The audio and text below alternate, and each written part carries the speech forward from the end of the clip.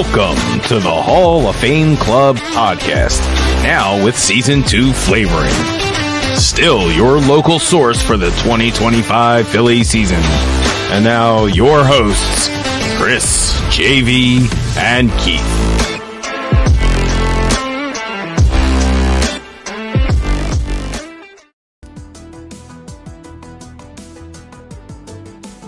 Good evening. It's Tuesday, September 16th, 2025. And welcome to the 25th episode in Season 2 of the Hall of Fame Club podcast on the Broken Belt Network. Tonight, the fellas will discuss clinching, and I don't mean your butt cheeks, the week that was, what the future holds, Schwarber number 53, and the potential postseason roster. All that and maybe more, but probably not, on tonight's episode of the Hall of Fame Club podcast. Gentlemen, how are we doing tonight? Living the dream. Yeah. Listen, if you're like me, you're probably around for 162. I know you two boys are. I mean, we do hang in there. When it gets to the West Coast, be honest with me, did you hang? No. I think I was 7th and I was out. 7th, maybe 8th, somewhere around there. But whatever it takes, Topper, to stay up. Did you? Did you do it? No. Okay. I saw Schwarber's home run. I saw Bryce's home run. I'm like, all right, I'll stay up. And I'm like, oh, Durant's coming in. And then I woke back up. It was the 10th inning. I'm like, what the? And then I fell back asleep. Yeah. And then I woke back up at like 2 a.m. and I was like, oh, cool. And then, of course, I saw the new slogan. tell us what that is. Whatever it takes. Whatever it takes. Whatever it takes, Topper. So for me, I think you do whatever it takes. I think you go with the song. You want a hype song for Philadelphia? Oh, here we go. I think you go whatever it takes with Imagine Dragons. Listen. You're so stuck on like there being. Listen, we all love Red October. We're not going to take that away from you. It is a very electric atmosphere. Don't force it, right? Don't force the song. Like I feel like, you know, I remember. Listen, I remember when Dancing on My Own was organic and natural, right? It just happened, and it just rolled with it. I feel like the Mets forced like things. They forced Grimace. They forced. It wasn't. None of that felt authentic or natural, and they all claim it was.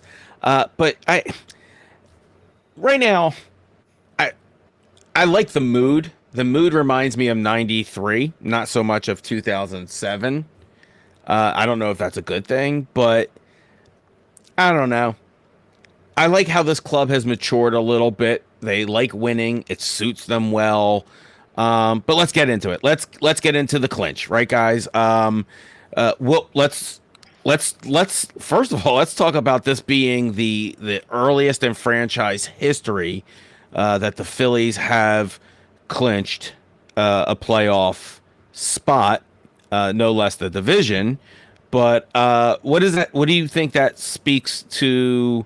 The season they're having, most particularly the second half, because I think last year is where we can draw kind of a critique of the season that the collapse happened in the second half. How does this feel different to you guys, and what does that mean for heading into the playoffs? I think it actually means people need to back off Topper a little bit. He's doing something right. We may not agree with it. We may not like it. It may not be the way we would do it if we were the manager. But he's getting these guys to win. Overall, they're winning. They're performing as a group. You might have an individual here or there, but everybody's finding time to step up. You know, one week it's the platoon of the outfield becoming a big thing. The next week it's the bullpen actually started to come in, and come in their own, and guys were performing. And whatever he's doing right now, keep doing it, because he's pushing the right buttons. That for the most part, they're winning a majority of their series. They're winning a majority of their games. So as much as you hate him and hate that he doesn't go running out there on this, and get in an umpire's face, whatever he's doing, these guys are playing for him and they're winning. All right. I'm not dialing back my rhetoric. I think my rhetoric originally was these guys should be winning regardless of Topper, but I wish Topper were more active. I don't think what I said was incorrect. If you take a look at the lineup, now I will give the guy credit where credit is 100% due. He handled the outfield until management came through for him in securing someone like Harrison Bader. Like, that's obviously the steal of the season. That doesn't mean we re-sign him for next year. Have we fallen in love with him? I don't know. It's a fun story as we're telling it, but let's make sure, out and all, is he instrumental in securing us this early clinch? Absolutely. I mean, you can't even argue that. But what about you, Chris? Do you feel like we have to let Topper off the hook, or are some of the critiques out there still absolutely valid to you? I didn't say off the hook. I said back it down a little bit. Okay, fair enough. Let me say that. Do we have to back it off a little? No, absolutely not. He's the manager of this team. He's the manager in the city of Philadelphia. We all know how we are. It's in the middle of a celebration. He's thanking these players and the players who aren't with us. And he mentioned Alvarado and Romano. Those two names should never even be mentioned in the middle of the celebration. I don't give a shit what Jordan Romano did this year. He was a horrendous pitcher for us. He deflated the stadium. He deflated the team. I don't even want him watching my baseball team on TBS or Fox. He's not even allowed to look at the TV. And Alvarado almost fucked this season up, but he helped the season because it forced us to get Riohan, the tarantula. But no, there's certain things that Toppers does, and I know he's the manager, but those two names, no. They don't deserve to come out of that guy's mouth for the success the Phillies had, because they had nothing to do with it. They were a deterrent, in my opinion. So we can acknowledge that he is one of 3 Phillies managers to win back-to-back division titles, though. I'm not taking any of what you're saying wrong, but my point that he is, those division titles are coming because of you better with this lineup, or is there some sort of secret sauce in there? Like right now, let me throw in this additional, I'm devil's advocating. Guys, how I feel about Topper. There are things I wish he would do better, but Turner and Bohm, he's managing that currently right now. Obviously, Otto Kemp coming up like a beast. Let's give him his, as his kudos and his stars. But, that Topper has to put in the right players at the right time in the right position to make that happen. Do you feel that is enough to manage us successfully in the playoffs? I mean, I do. I think putting the right guys in at the right time, like you said, is a little bit of a feeling. Do you put Kemp or Sosa? Well, I know Sosa just got hurt. They got to bring another kid up. But at the time, do you put Sosa or Kemp in there? The outfield, is it Bader or Kepler? Who's feeling it? Who are you feeling? Who do you have the best feeling against that type of pitcher that they're going to face? When do you sub them? When do you make that switch, pinch hit later in? And I know he uses analytics a lot, but he's still got to have that feel because even if the analytics say to put a guy in, if he's not feeling it and he's not getting the vibe from it, we've seen him ride with a guy, even though the analytics say not to. And I think that's been the problem with guys like Romano, who analytics said he should have been a lot better pitcher than he was. But he did ride those analytics a little too hard with him. But there's other times he yanks guys early that may not have, it may not have been the right time. They could have gone another inning or two or faced a different pitcher or something like that. I think whatever he is doing with this team as a whole is doing it right. Rather, it's honestly, if he's pissing people off and they're rallying behind his back and finding ways to win, then that's fine too. Whatever it is, whatever this magic sauce is, whatever magic pill he has, give it to me. I'm in. All right, so my man's taking the blue pill. He said he's all aboard the hype train. Let's give also the accolades to our beloved Kyle Schwarber, who has now hit his 53rd home run of the season. He's him and Ryan Howard, right, are the only 50-plus home run hitters. Is that? There's no one else. That's it.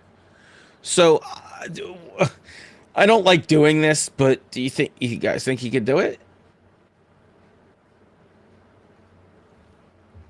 Do what? Where are you going with that? Hit number 54? Now, you know what I'm talking about. Yes, I do think he can hit 58. I think he can hit 59. Okay. So, if he takes the same approach, we've got 10 games, right? 10 games left. If he takes that same approach that he has been doing all season, I agree with you. I do agree with you, Chris. It's one of those situations where I think I know what Jeremy was doing, and he didn't want to really talk about it because my man is watching a story unfold. I don't get superstitious like that about baseball. I just don't.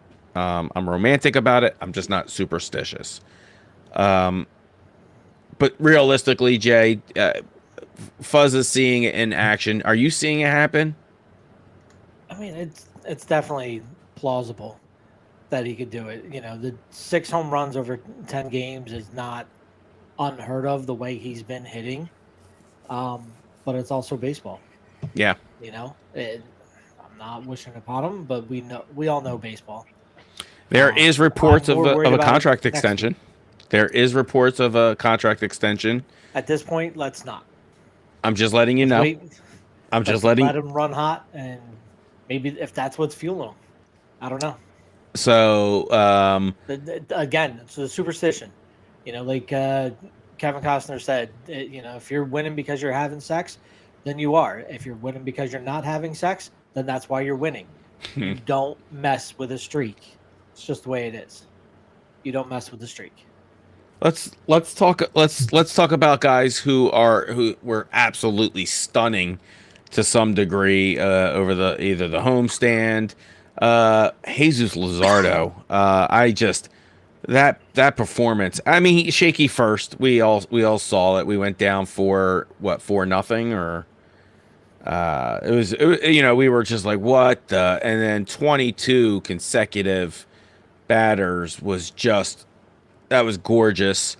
And Walker Buehler. So, he had a 5 inning 1 run outing, really nicely done. And Otto Kemp. So these are guys who have obviously participated and contributed.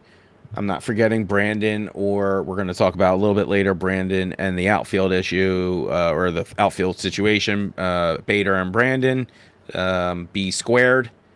So what stood out to you guys in this homestand, even particularly with Luzardo, Walker, Bueller, or Kemp?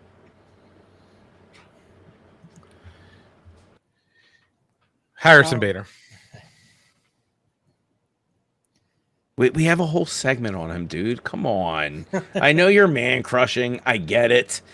But this is a team story right now. 100% a team story.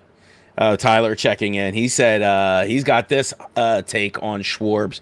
He said, if anyone can be that hot, it's him. Now, I will say in converse, if anyone could be that cold, it's him.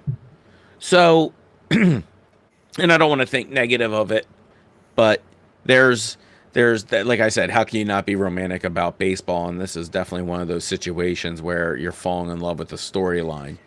One of the shocks that I think I have, and I said this reminds me of the '93 team. It feels like we have depth that we haven't had in the past. I don't think 2022. It was a very shallow bench in 23. 22 we had a little bit more depth, but 23 was just a 24. I'm sorry, was just a really shallow depth, and it did not feel right. When your depth is Johan Rojas, there's a problem. Yeah, let's talk about that. Like, let's move into that.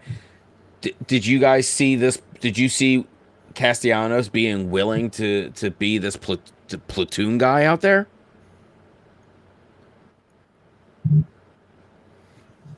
I mean, a couple of times throughout interviews that he's done or throughout the years that he's been here, it's always been, about the team and trying to win, and he just wants to win. And, I think he's the type, I think that's why he got upset when he got pulled and sat earlier in the season, because he felt like he was the best option out there. And I think now he's realizing this setup is the best option right now. He can come in and not feel his pressure. Yep. He doesn't have to be as pressured to be the guy for the outfield. He's got 3 others that are really out there helping him, and they can do it as a squad, as an outfield, take control of the game. So we got the Gerbinator checking in. He said, long gone are the days where Rojas and Cave are your last at-bats, and that's always good. Yeah. And no knock to Jake Cave. He actually came in clutch at times. We need him, but he wasn't an everyday. I like having a guy who's considered an everyday platoon. Look at this guy. Oh Fuzz, what's the matter? You miss Jake Cave? Yeah. You know what stood out to me? 8 days ago, the magic number was 11. That's wild. The math doesn't math. To clinch the NL East, the magic number was 11. Yep. And thank you very much, Mets. And I went on that rant, after we got swept in towards the beginning or the middle of August. Mm-hmm. And then I got attacked, and then we got attacked on social media. Yep. Do you know what do I love? Other than myself, being right. Right. Being right. Being right. There's nothing more delicious. At the end of the day, I was right. It's like when I look at I got, again, we go back to Keith Hernandez 3 weeks ago. Calling the Phillies overrated. Scumbag. Stick to Seinfeld, dude. He's been wrong for 3 consistent years about this. He has been wrong every single time he's got a hot take about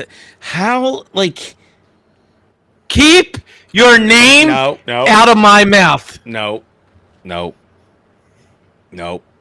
We don't do that here. No. Don't do that. We don't do that. I hate it. Doesn't hurt him. It hurts us. Don't do that. Yeah. It hurts so bad. You know that you're in my ear. Oh, sorry. Right. Hold on. This is what I have to say. You know, oh, Okay, stop. You're still yelling. You're still yelling, buddy. Stay Sorry. back from your Yeah, mic. you're still yelling, If buddy. you're gonna yell, you need to go stand and touch the stick it. Stop it. poster. Just stop it. just remember, the Phillies are overrated, and this guy wouldn't have been good in 2024. So let's not get too cocky about it. We still have something to play for. We definitely want to go for the first round bye here, and hopefully get ourselves into a situation where we don't even have to worry about a fourth pitcher until we get to the NLCS. Because if or the first round we would technically play in, if we get the first round bye, you're still in a 3-man rotation in a 5-series game, right? A match. So that is something to play for. So people are like, I don't care, bring it on. We'll do this, we'll do that. Yes, but you also want all of those pitchers who are going to end up in. You just don't want them cooked by the time they get to the NLCS. So right, you gotta watch it and weigh and see if there's a real chance at it. And if there is, you got to keep fighting for it. But right, because if you're fighting for your life in a Game 5 situation, you're bringing in your best, right? Yeah. So you're not Nola's not getting the bump. It's going to probably Wheeler or Chris. Not Wheeler. I'm sorry. I'm sorry. Sanchez or Luzardo, right? Like Sanchez. Right, I'm just saying. Than rest. I think that's the only question is rest. Yeah. And how he feels, but yeah. So the NLDS, it actually benefits. So the first game of the NLDS is October 4th. The second game is October 6th. The third game is October 8th. Oh. The fourth game is October 9th. And Game 5 is October 11th. So, it's almost like we're good then. And then if the Phillies advance, the NLCS game is October 13th. Then it's October 14th. Then there's an off day. And then it's October 16th, October 17th, October 18th. 18th. Yeah, a day off. So there's like a good 5-day stretch where, Ranger Suarez or Christopher Sanchez will get that 5th day off if we advance that far. Yeah, and like I said, that's what we're fighting for, right? We are definitely looking for that kind of setup. What do you guys think? Turner and Bohm, their situation right now. When do you think we're getting a return for these guys? Definitely think we'll have them for the playoffs, but is there a chance that we will see them before the playoffs or no need? I think you want them back before the playoffs. You want them getting live pitches, real pitching, not minor leaguers. You want them against big leaguers going into the playoffs. I'm hoping. I would hope for that last series. Whose phone? But yeah, I would want them. I want both of them back for that end of that, at least for that last series, just to get some real games in. Even if they do treat it a little more spring training-y, where they get 1 or 2 at bats and pull them, kind of a thing, so they stay healthy. But I think that's really what it comes. You want them facing guys for real. Yep. I'm not quite sure how they're going to rest key players at this point. I do think you are going to see most likely an intensive platoon. They're going to probably pull up a few guys come in the next day or two, right? Yeah, the season. Doesn't the season end today for minor or for AAA? It ended already. It did. Already. All right, so it was this past week. It must have ended. So right, we're gonna have those call ups for that. So you are gonna see some relief with a divisional win, but we are, again, I don't think we're going to see as much as, especially if we're fighting for the first round. That will be Topper's call for rest. And I think that is a better fight. Now let's definitely get into it. Besides Johan Duran, who is just, there is no other way to say it, that he is just absolutely phenomenal and has produced. Let's get into Fuzzy's current man crush and love, which is all things Harrison Bader. Chris, why don't you take us away here on why he is absolutely the best thing that happened to any team for the trade deadline? I mean, he's. Can you hear me? Yeah. My internet is there's an outage in my area. Yeah, my brother's too. Yeah, my brother's too. I literally just got the alert, so if I go in and out, since he's been plugged into the lineup, he's batting over 300, 375. He's playing a good center field. He's not, we all know Johan Rojas was good in the outfield because he was fast. But he couldn't read a ball, and he's making reads on the ball. He robbed that home run a couple weeks ago. He's coming up in the clutch. I feel like when he comes up, he's going to get a hit unless he wants to sit down and relax. Then he's going to strike out. He had a rough night last night. I think he had 3 Ks last night. But I just like he's that plug that helped with the platoon, and you keep it going. You don't if it's working, make it work. Their record shows that with him in the lineup, they're a really good baseball team. You don't like you said, like Kevin Costner said, you don't mess with streaks. If it's working, it's working. Like, plain and simple. Well, one of the things I need to say about Harrison Bader, besides the fact that he absolutely looks like a baseball player, right? There is just, it's not just a baseball player. Let me, that sounds stupid.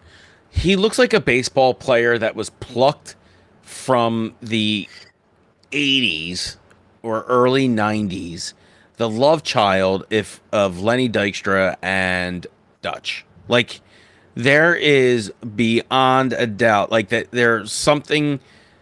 His mother knew them. That's all I can say, because genetically, there's no way that this guy. So, but he plays baseball like a baseball player. He's a smart player. Scrappy, tenacious. I think he fits into the team, but he also knows how to spark his spot in the lineup. He chooses to. He's clutching away that, like last night, him and Harp with that double steal. Right? It's just clutch playing like that gets you the wins. And I'm not just talking about, he's producing while everyone else is producing. Like, some of the scores were just absolutely ridiculous. 8-2 against Kansas. I believe, what was Kansas? Kansas. Since last Tuesday, you had 11. KC. Yep, KC. You had a 9-3 win, 11-3 win, 6-4, 8-2, 8-6. And the loss was a 10-3 loss. 10-3. So I mean, like, just the just in the homestand, the bats were flying. There was that beautiful come from behind win and that 6-4 win. That was Sunday's game, right?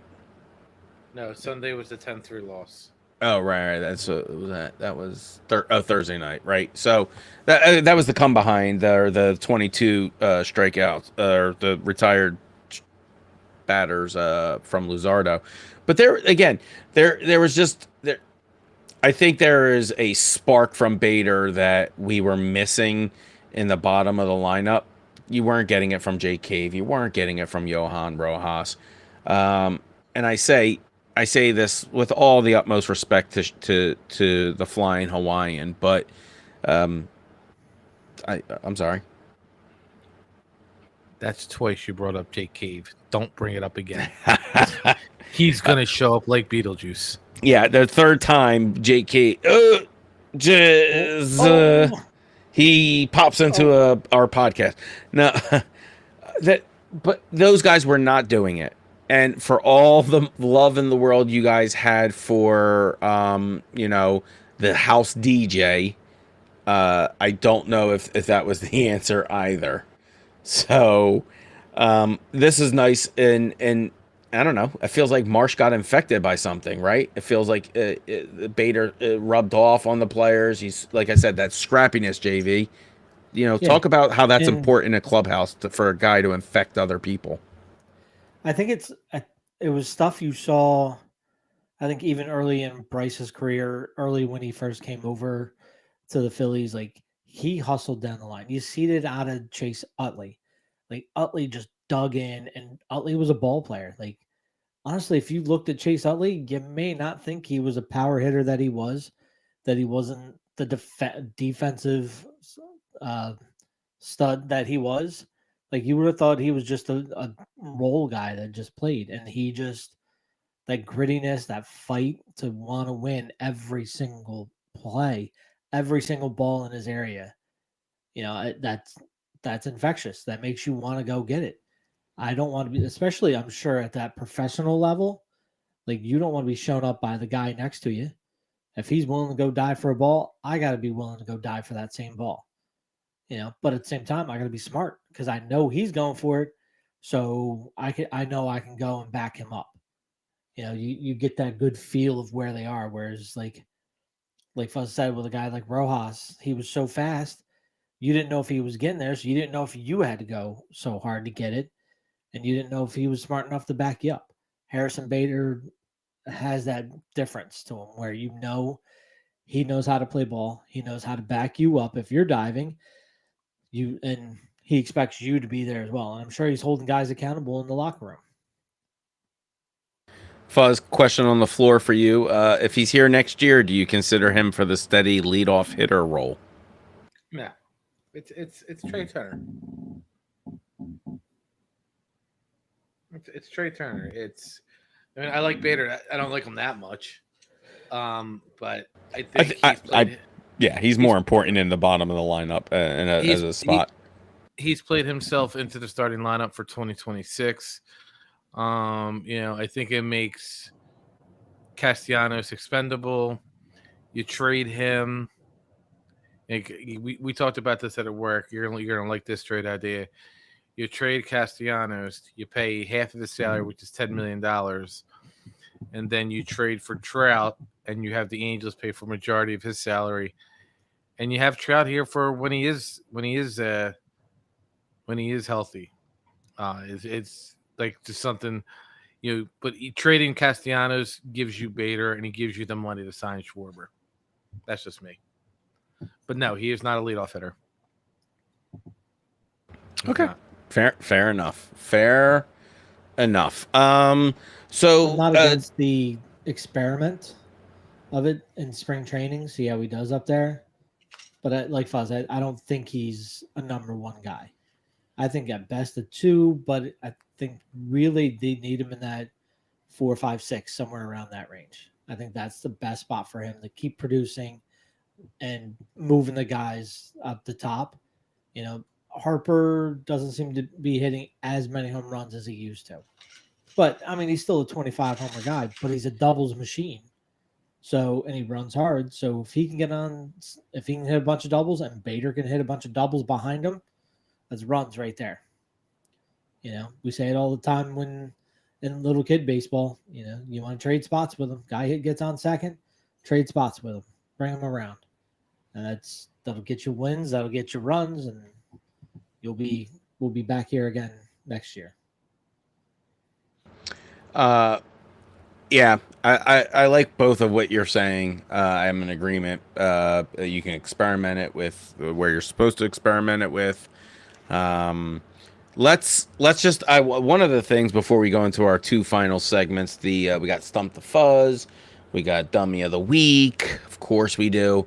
I want to just kind of what do we got? What's what? I have three dummies of the week. Jeez, I got two. Two. Okay. I have several. I don't know the exact number. It could be 50. It could be 100. But they're up there. So I just wanted to do a couple of acknowledgments. Next week's show, we will obviously have a clearer picture, or a more clearer picture than today, of the postseason. So we'll go through our the possible matchups. We will always, of course, highlight what's going on in the team and things like that next week. But we at least next week we'll have our more accurate playoff vision going on. Hopefully, we will be able to mathematically by next week clinch a bye. So that's good. I don't know if we will mathematically clinch the bye, but it's mathematically possible. I did want to give a huge shout out to the fans that pour into CBP when they're at home. I'm telling you, if you have season tickets, if you just go out to the games, I happen to love the game on my couch the most. But if I had, what is it? We love the Hall of Fame Club. Hence the name of the podcast. So we love doing that when we go to the ballpark. But for the most part, man, you guys are making these games so electric. Like, just you guys are getting up at the right time. You are just some of the stuff that the mics are picking up on the cameras are just ridiculously funny. And it just seems like everyone is enjoying themselves out there, being super respectable. I just thank you to all the listeners. Obviously, people are listening right now, but thank you if you've gone out to the park and you've repped the Phils. So you want to bring up the fans? I want to bring up the fans too. Shout out to the fans. Just the city of Philadelphia. Like I'm always the first to rip on our fans. When they're doing something stupid, I will call them out on it. But I still think they're very passionate. But shout out to the entire city of Philadelphia for coming together and just trolling this lady who stole a ball from a fan, because the balls are going into the stands and they're all saying that's my ball coming over, and everyone's having fun with it. I just think it's you cannot. I always sit there and say, any other professional sports city team, you will never ever get the best of a Philadelphia sports fan. There's literally nothing you can do to try and beat us. The bit people were surprised by the bit at first. They were taken back by it, but at every point it's happening with foul balls, with home run balls. There's always just someone going, "That's mine," and going up, and then the person going like, "What?" and then figuring out what's going on. And I kind of love see, like, that's organically right. So when I talk about things organically happening, I'm talking about that. We've forgotten totally about her. Who cares about her now? You're just, if that's what you had to do, you are who you are, and the world, it just speaks volumes, and people around you in your life now know what you're about. So that's your karma. That's exactly what karma. No one has to hunt her down. No one has to know who she is. The people who know her know who she is, and they're like, I'm embarrassed for her. Trust me, that is way more than enough, is that her family doesn't like her. But yes, but the city of Philadelphia bonded together. Right. Yeah. All right, let's get into this. There are a couple of good ones this week. So it is what it is, Fuzz. Best of luck to you. We will do all of the questions, but let's roll my favorite part of the show. Hall of Fame Club presents Stump the Fuzz. God, your face is so stupid. I swear to God, I hate it so much. So glad I came on this show. Here we go. So let's go. We have a couple of errors we're gonna go with. If you don't know how this works, Fuzz Chris is probably one of the more knowledgeable sports fans. He's not perfect, but we like playing Stump the Fuzz, seeing what he can do. We would love for you to play along. Look at that. Tyler loves it. He's a little hype man. You little beauty. So here we go. I think he loves the segment a lot because these come courtesy of him, of course. Let's go to 2007 to 2011 era, since we're going to go, our theme this week is going to be playoffs. Okay. Talk about playoffs. Let's postseason in particular, but from 2007 to 2011, the Phillies first round had first round opponents is what we're going to talking about. Okay, can you name 3 of the 5 opponents that the Phillies faced in the first round from 2007 to 2011 in all of their playoff appearances? All right, 2007. Oh, you're going in order? I just need 3 of the 5 from those years. All right, 2007 was the Rockies. 2008 was the Brewers and the Dodgers. 2009 was the Rockies again. 2010 was the Cincinnati Reds and the St. Louis Cardinals. No, San Francisco Giants. You were right. You were right. And then 2011 was the Reds and Cardinals again. Right, it was the Cards. So Rockies, Brewers, Rockies, Reds, Cards. Very good. All right. That is correct. There we go. So let's move ourselves into question 2.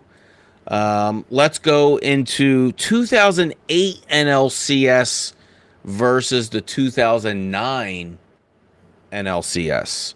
So 8 of the starting 9 Phillies in both of the game 5s of the NLCS. There were 8 of the 9 starting Phillies. They repeated from 08 to 09. Who was different from 2008 to 2009? Give me a second. Raul Ibanez. That is correct. Wow. Who did for bonus points? Correct. Who was in there 2008? Pat Barrow. That is correct. Very good. You are now 2 for 2, Fuzz. This is good. We are gonna go. This is a tough one. That was such a fun time for Philadelphia. Yeah. I honestly was thinking it was the pitcher was going to be the difference, and I thought Cliff Lee was 2009. 2000. No, he's saying starting lineup. So starting lineup. I was actually thinking out of the 9. That's what I was saying Pedro Feliz, but I was like, no, because Raul Ibanez came in 2009 because Pat Burrell led the parade with his dog on the Budweiser thing. Yeah, Raul was such a nice treat to have in left field. He was really special, and it was now, don't ask me what class my daughter's in. No, she's in she's in 4th grade. No, I got one for you. I said something last night. I was like, yeah, I got a 17, a 14, and a 10-year-old, and my wife's like, she's 11. Fuck. Number's just a number. Age is just a number. Am I right? And here we go. I'm gonna do a last-minute audible with this one. I think the third question, the original third question, I will ask it as a bonus if you do get the third one correct.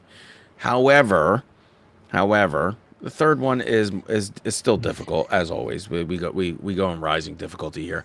So with Zach Wheeler and Jose Alvarado sidelined, name the only 2 potential pitchers from the Phillies' 22 wild card round against the Cardinals who could pitch in this postseason for the Phillies.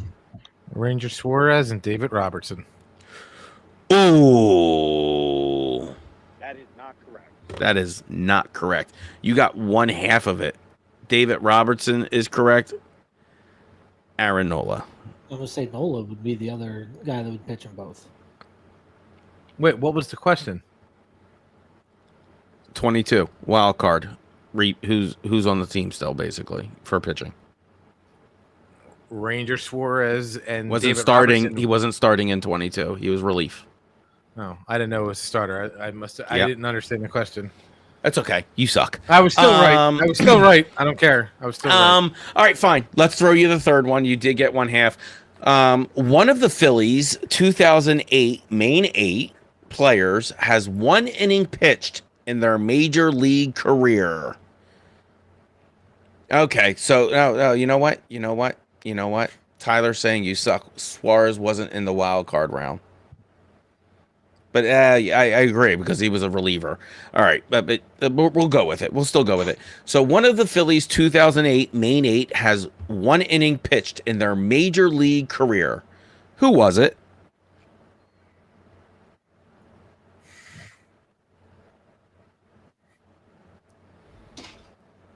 From the 2008 team, I'm gonna say Shane Victorino. I don't know. That's actually not a bad guess. I'm gonna say Jimmy. That's a bad guess. I thought he did one of those bullshit come in when you're up or down by 700 runs. No, it was Carlo Ruiz for Seattle in 2017. Within the last decade. And I think he pitched in college, I'm almost certain, so that it wasn't like a weird thing. He went to What's the Matter You? That don't count. What's the matter, you? So that was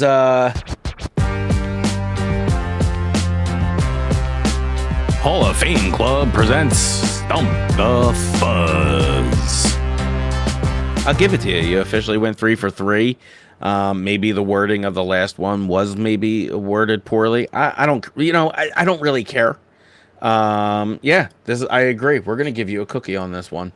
Thank you very much, Tyler. Please check out Tyler's all of his shorts and videos that he posts up on Broken Bell Network, Facebook, YouTube, Your Mom's Box.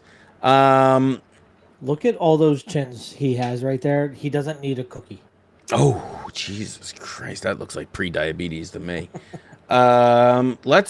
Jesus Christ. I'm in rare form tonight. Let's get into it, guys, because I'm sure this is going to take up the majority of the time. People are really stupid.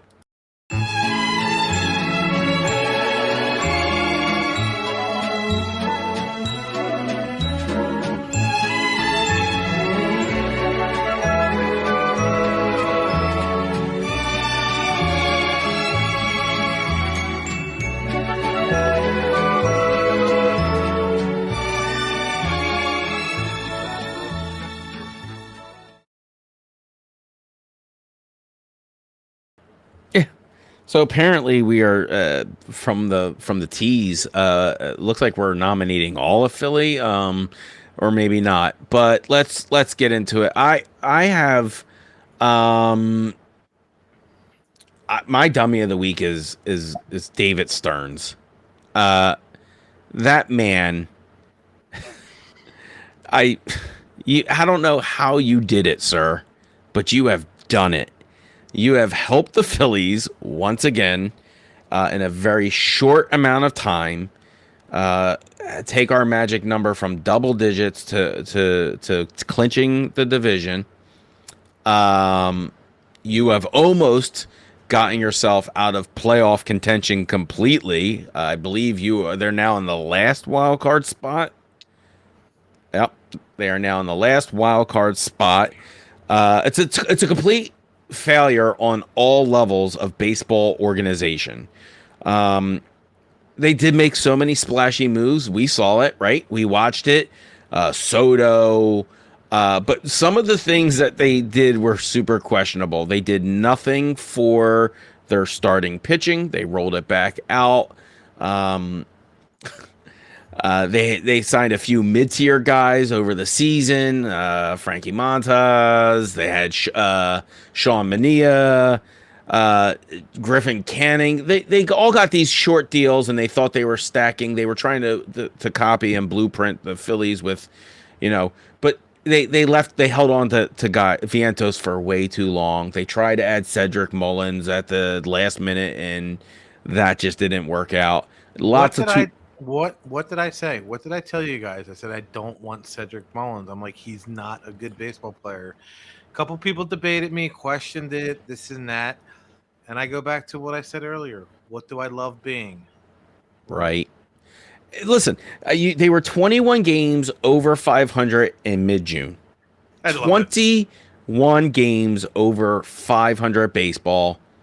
And they have now watched their season spiral down the drain since then. It's almost kind of a catastrophic failure of epic proportions. It's almost as bad as the Phillies last year. What stings a lot is they didn't have the padding that the Phillies had early on with like almost like a 750 win rating, probably for the first, chunk of the till May. I just don't know. It's Stearns is just out of his mind. He might as well throw money into a fire pit because I just don't get it. He's a dummy of the week. All right. Well, I'll go you with go, mine. Jeremy. All right. So my first one is it's Major League Baseball schedulers. I get that it's the West Coast being out there, and it's got to be a little bit later of a game for us. You're right, Tyler. He has 6 chins. The Pirates have 5 World Series. So good for Fuzz. But yeah, this 10-10, like all the games here in Philly, almost all of them are 6:40, 6:45, somewhere in that range. Like there's no 7 o'clock games, and rarely is there a 7 o'clock game anymore. How did the Dodgers get a 7 o'clock game? Like they should have at least been splitting the difference. Maybe people on the East Coast, and I'm sure if I look through the schedule tight enough, other teams were probably in the same boat when they played teams out in the West, but it's ridiculous. Like, why are they getting a 7 o'clock, but the East Coast only gets a 6:45? Like, let's get it real. There's a very real reason for it, and you're not gonna like it. It's money, I'm sure. Nope. Stupidity. It is absolutely, they cannot handle the traffic overflow on game days with that during rush hour, so they kind of delay it to spread the traffic out. It is 100% a traffic issue out there. Yep, it's a logistics. Philly's got garbage traffic, and so does New York City. Like, listen, more, but the DC, come on. Nope, New York runs on public transportation, and it runs really well. So they move people around like no other. LA is not good for it, and that is the number one issue why they get 7 o'clock starts. Yep. Sorry, but you're right. I hear you. Yeah, they suck because 10-10. I was out at around 7 o'clock last night, and I had to wake up to catch the game, but that was fine for me. So my other dummy of this week is the umpire I had in my 10U game last night. He couldn't see a strike for the life of him. And I don't think he ever turned around to look at second base when somebody was stealing. So it was an easy steal. Who was your umpire last night? Do you have his name? Do you have his address? Yeah, I have his address. It is no, I'm not going to give out his address. But it's the guy with the 6 chins and the 5 head up there. Fuzzy. I say it in jest, but I really do appreciate Fuzz coming. Our umpire failed to show up. That was one of my dummies of the week. Yeah, don't know why he didn't show up. Our commissioner was on an airplane, so he was trying to do he could. I think Angel might have been better. Ty. But I appreciate it. When people fail to show up, I appreciate when somebody steps in and does it. So I do really appreciate you coming down. So all I hear is I called the one strike. It was a high. I called it a high strike. And Keith, I just want to let you know, Jeremy went. Oh, so it's only good when it benefits you. 100%. Oh, those kids were cracking me up. The guy's like, I made a perfect throw to first. I'm like, buddy, your first baseman dropped it. I'm like, there's the ball right there. I made a perfect throw to first. Yeah, I think I was watching a game last year where the girl ran out of the box before she kind of hit the ball. One of those, and it's an automatic out now. And the ump, to his credit, just kept his total cool on it, and he was like, "Yep, yeah, I hear you. It's my call stands, right? Yep, but I still hear you. I hear you. Okay. So it was really well done. And I listen, Fuzz. I know you hate yourself. I know you want to keep your blood pressure medication company in business. So by all means, you keep coaching and umping. It's great. Good for you. Yeah, no, listen, the kids, kids that age don't bother me. I don't, I told both coaches, I said, if your kid bails out of the box, I'm calling a strike. So you better hope it's not a high pitch because, it's looks like a strike. It's going to be a strike, especially if they bail out of the box. And a couple of my kids did, and I yelled at them to stop bailing because I'm like, as soon as you bail, it's a strike. Sure did. It's an out in high school. Yep. Yeah. Fuzz, you got some dummies. You have 3 dummies? I already named the one to the umpire who didn't show up. Ump who didn't show up. You're a dummy. 2, the entire sports world. Grown men. Let me rephrase that. Everybody is a dummy. Grown adults doing this for a living and bitching about the tush push. Shut the fuck up. Did you hear Mailata? Oh, he's like, is it the last guy you want to piss off? Like come on. He was so livid, but he's always just so gentlemanly about, really pissing me off to say that. And he's like, I'm gonna fuck you up next week. Right. That's what he wants to say. Yeah. Like, what are we doing? Fuzz, go into it. Why are people dummies for this? Why are people so stupid for complaining about a legitimate football play? Because they can't stop it. You can't stop it. It's 87%. You can't stop it. The Eagles are doing everything the correct way. They're lining up on the right side of the ball. There were 4 people offsides on. If you're going to call offsides on the Eagles, then you're going to call offsides on the Chiefs. Like, stop it. It's no one's getting hurt. Grow up. Stop it. Stop being a bitch about it. I do love every time I see one of those memes or photos on Facebook, and they're like, "Oh, he's lining up off sides. He's got to be out of the neutral zone of the ball." I'm like, the ball is above the center's head. Like he's allowed to have it straight down from his forehead. Straight down. All of the other guys perpendicular down. Yep. Their helmets have to be on his shoulder pads. Like that's the rule. That's where they are. They're mad just because lower than everybody else. They're mad because they didn't come up with it. They don't know how to beat that inside cut on the box. And they have no idea. Those guys are cutting so low, it's defying gravity. Yeah. They are lifting. I'll give some of them credit. There was a couple of times watching it, even I thought we jumped a little early.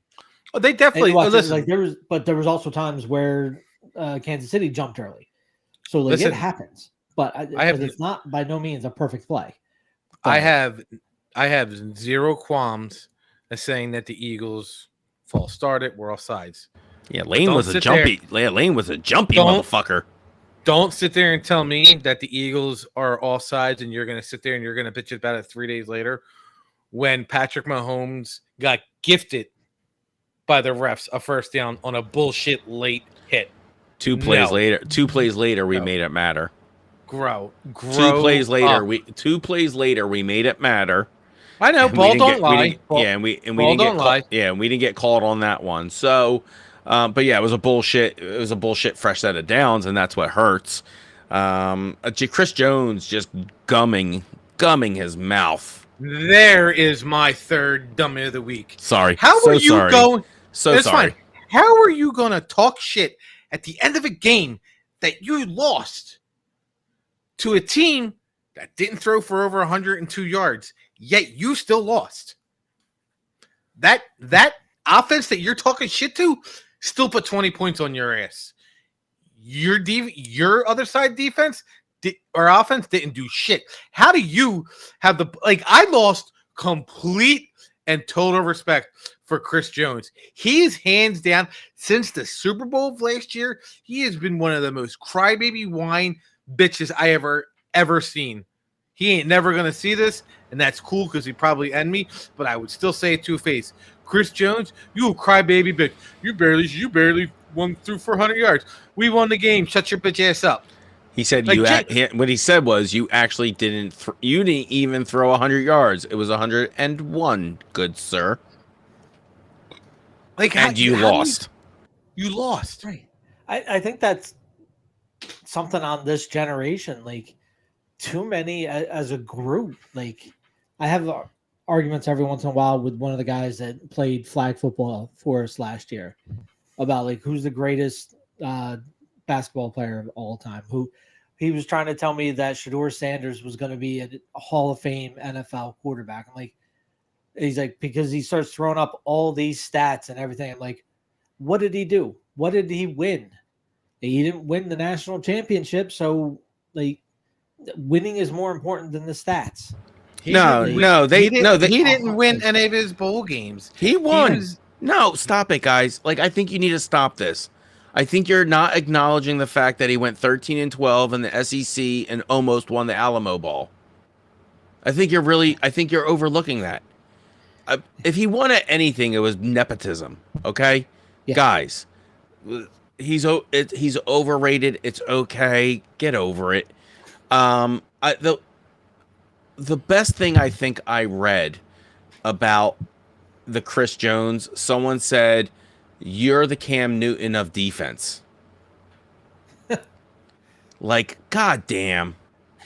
I mean, he does have 3 rings. I know, but he said, "You're the Cam Newton of defense. Go cry." Because that's what you were doing. You were crying. You were absolutely. Man, it doesn't have to be physical tears, but you were clearly crying. I don't care how many yards my quarterback has. I don't care how many yards my running backs or my wide receivers. Yes, that hurts my fantasy team because I have A.J. Brown. But who has the W at the end of the day? That's the most important stat. Right. And I think that's why Cam doesn't really, at the end of the day, I know we've kind of segued into some Eagles, but this is our fucking podcast. I don't care. The Chiefs are about to start 0-2. We won. That's what he said. We won the game. Shut your fucking mouth, right? Yeah. Yeah, we won the game. Shut your fucking We won the fucking game. Or shut your bitch man. Shut your bitch man. So I'm like, good for you, Jalen.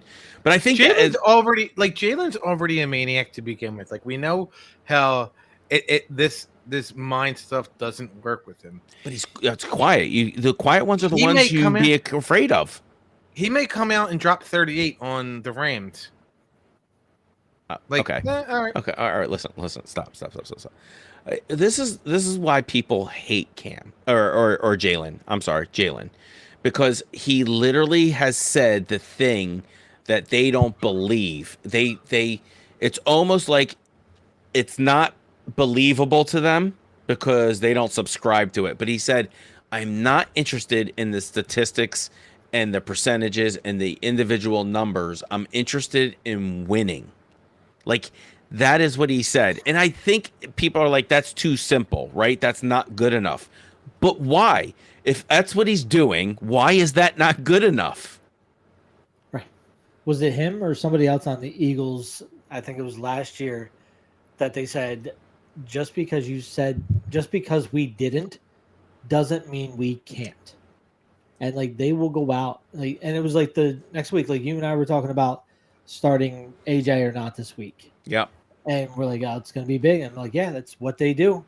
They'll have a week where they just don't do anything in the passing game. The next week, Jalen throws for 5,000 yards.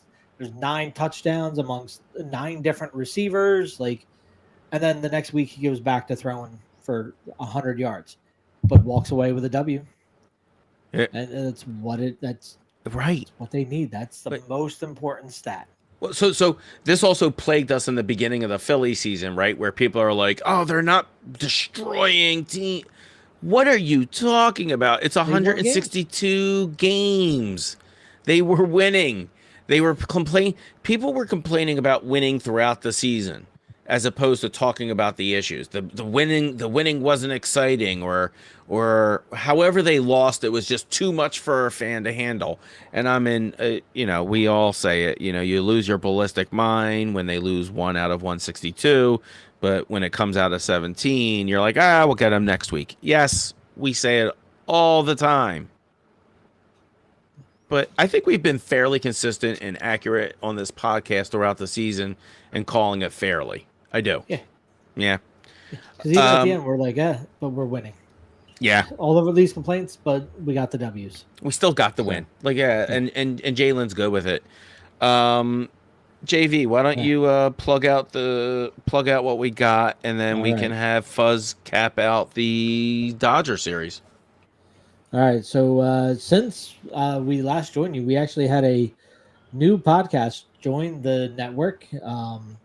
So the first episode of the Orange and Black podcast dropped. Their first episode from here on the Broken Bell Network dropped on YouTube, so that's available. Go check that out. Tomorrow we have the next episode of the Philly podcast, where I'm sure they'll dive a little bit more into the Chiefs game and get ready for the Rams game. And be sure to check us out on all the socials, on Spotify. If you go on any of them and search up Broken Belt Network, you're going to find us. Spotify, YouTube, Facebook, TikTok, all of it. I'm sure Fuzzy's rant will be on there on TikTok at some point. So, what are you doing? What's wrong with your arms? Is that what old people look like? Ugh. I'm gonna make JV kiss my arms after I beat him Friday night. Is this the Friday matchup? I'll be there. Yes, sir.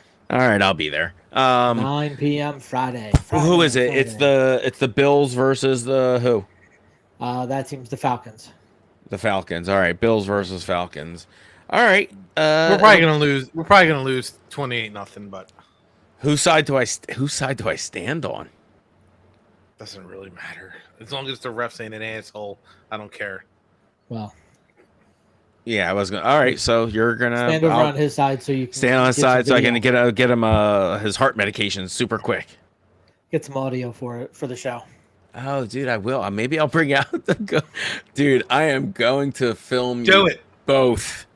Do it. All right, cool. I'll bring the mics. All right, cool. Yeah, done. All right, Fuzz, take us into the keys to winning the Dodger series. We've already taken game 1 and the division. What is in store for them for the remainder of the series? Well, obviously tonight's a big night. They're all going to be recovering from drinking